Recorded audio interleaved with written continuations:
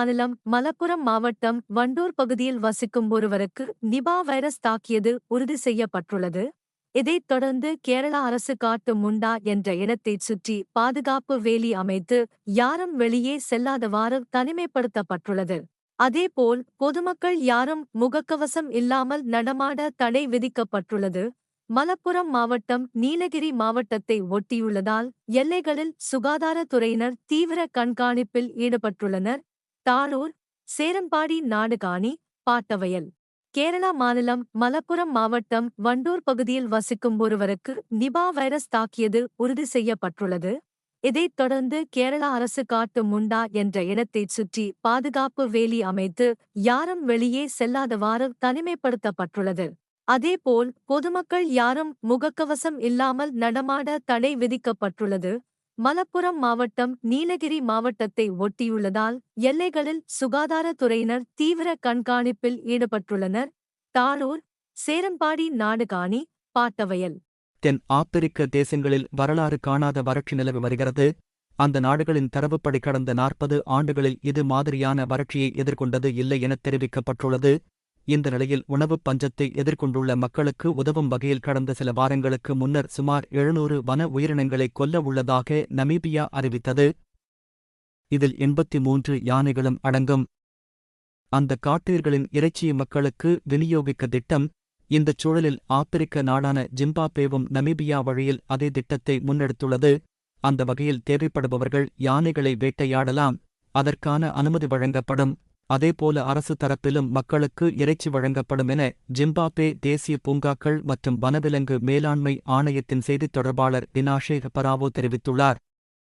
மேலும் நாட்டில் யானைகளின் எண்ணிக்கை அதிகரித்துள்ளதாகவும் அதற்கு போதுமான வாழ்விடம் இல்லை என்றும் தெரிவித்துள்ளார். குறிப்பாக ஜிம்பாப்வே நாட்டின் வாங்கே பகுதியில் சுமார் 45,000 யானைகள் தற்போது உள்ளதாகவும் அந்த இடத்தில் 15,000 யானைகள் மட்டுமே வாழ்வதற்கான வனப்பரப்பு இருப்பதாகவும் டினாஷே பராவோ தெரிவித்துள்ளார்.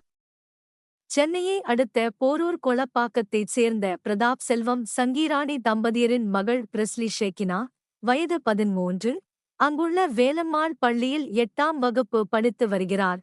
ஓவியம் மீது மிகுந்த ஆர்வம் கொண்டவர் பிரெஸ்லி. ஓவியத்துறையில் சாதிக்க வேண்டும் என்பது இவரது லட்சியம்.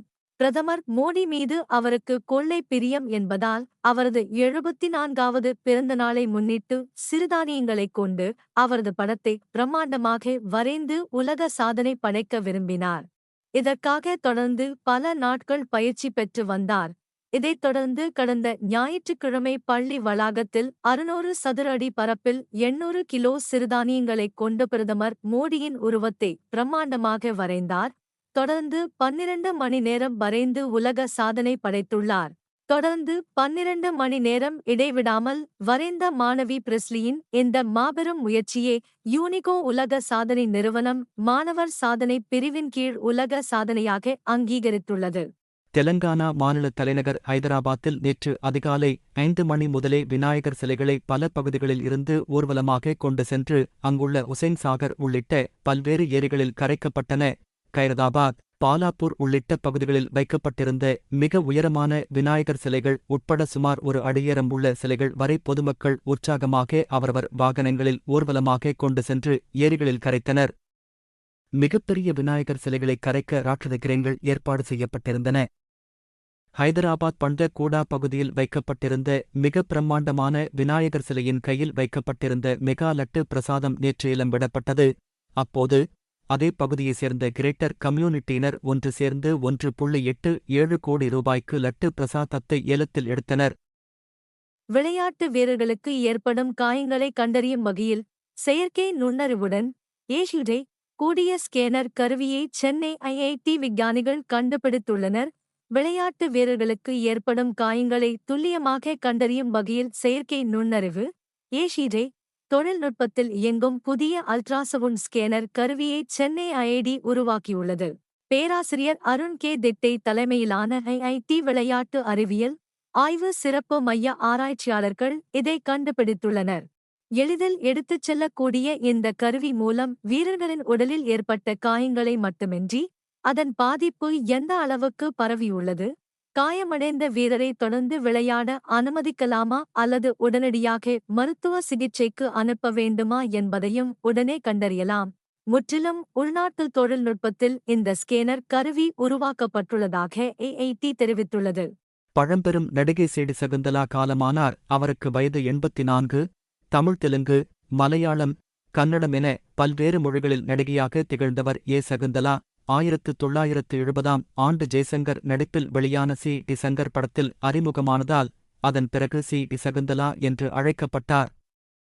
சேலம் மாவட்டத்தின் அரிசிபாளையத்தைச் சேர்ந்த சகுந்தலா சென்னையில் லலிதா, பத்மினி, ராகினி நடத்தி வந்த நடன நிகழ்ச்சிகளில் பங்கேற்று நடனமாடி வந்தார். அப்போது கிடைத்த அறிமுகங்களின் மூலம் திரையுலகில் நுழைந்து சின்ன சின்ன கதாபாத்திரங்களில் நடித்தார். படிக்காத மேதை, கை கொடுத்த தெய்வம், திருடன், தவப்புதல்வன், வசந்த மாளிகை, நீதி, பாரத விலாஸ், ராஜராஜ சோழன், பொன்னூஞ்சல், என் அண்ணன், இதயவீணை என ஏராளமான திரைப்படங்களில் நடித்துள்ளார். தமிழ் தவிர தெலுங்கு, மலையாளம், கன்னடம் உள்ளிட்ட மொழிகளில் நடித்து வந்தார். சினிமாவிலிருந்து விலகிய பிறகு சீரியல்களில் நடித்து வந்தார். சகுந்தலாவின் மறைவுக்கு திரையுலக பிரபலங்கள் பலரும் இரங்கல் தெரிவித்து வருகின்றனர்.